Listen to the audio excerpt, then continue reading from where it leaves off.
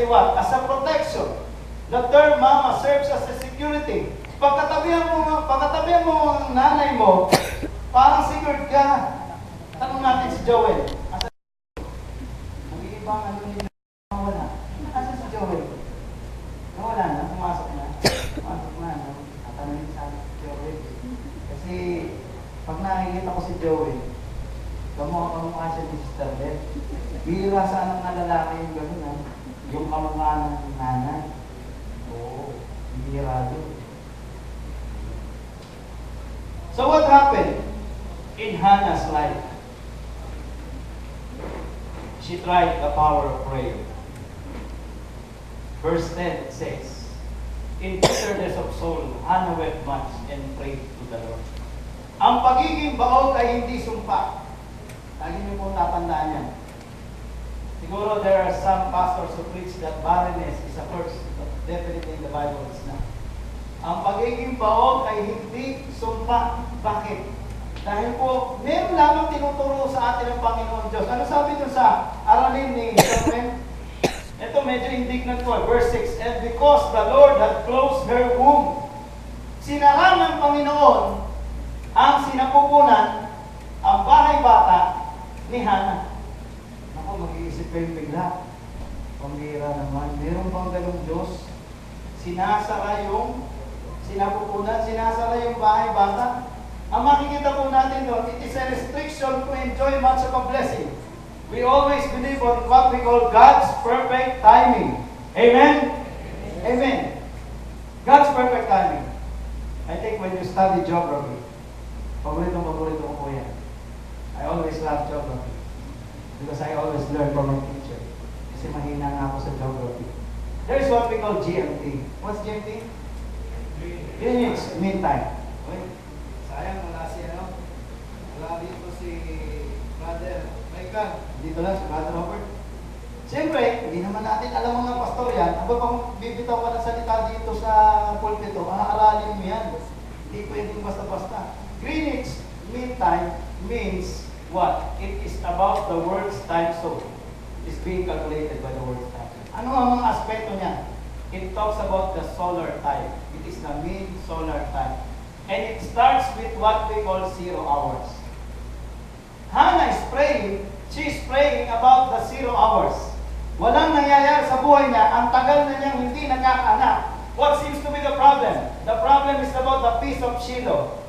Ang asawa po niya ay si Elkanah. What happened to Elkanah? Dahil hindi siya magkaanak kay Hannah, kumuha siya ng isang asawa, which is legal at times, para ma-preserve yung kanyang lahi. So, doon po sa kanyang pangalawang asawa, si Penina, nagkaroon siya ng 6 na anak. Kaya anong problema? God has a perfect timing to Hannah. Meron pong oras kung kailan siya dapat i-bless ng ating Panginoon Diyos.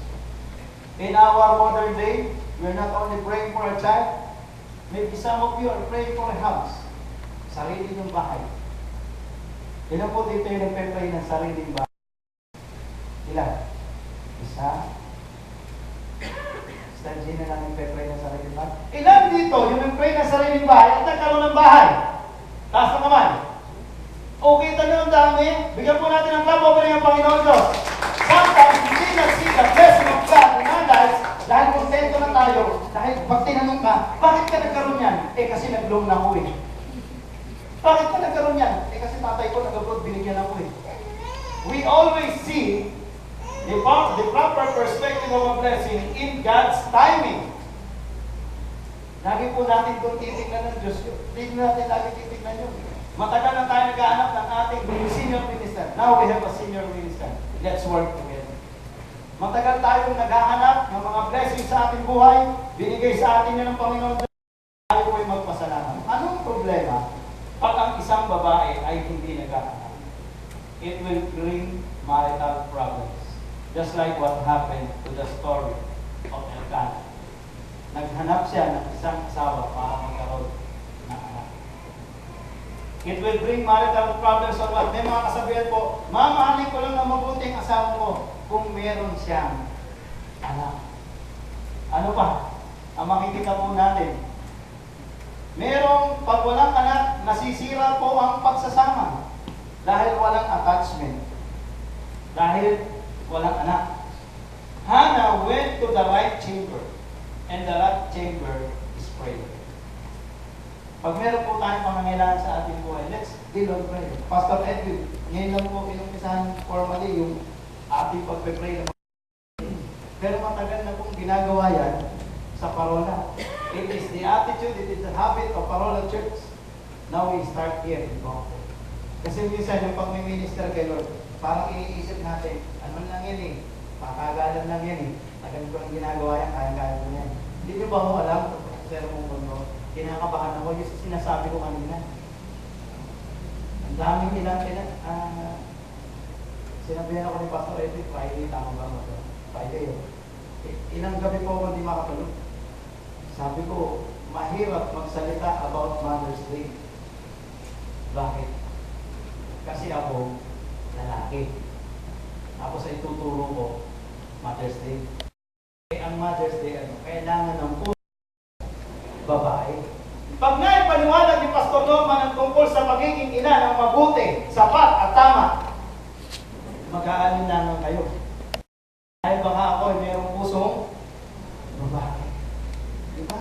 Mahirap. Kaya mahirap eh. Hindi na pagsalita sa punto na hindi mo kaya. Prayer changes things.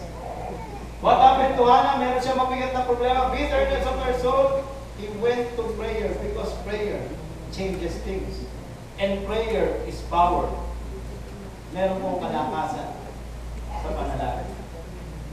Gawin lang po nating masinsay ang prayer because si Sister Warlie, kaya nag-hita, pag nanonood ng TV, yung mga politikong parang, ako po ay nananalangin.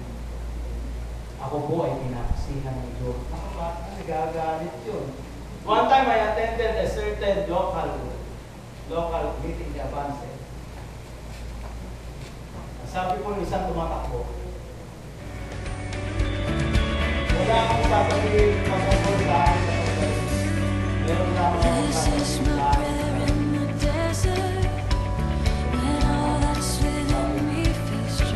Ako po ay isang politiko na sumunod ang isang politiko.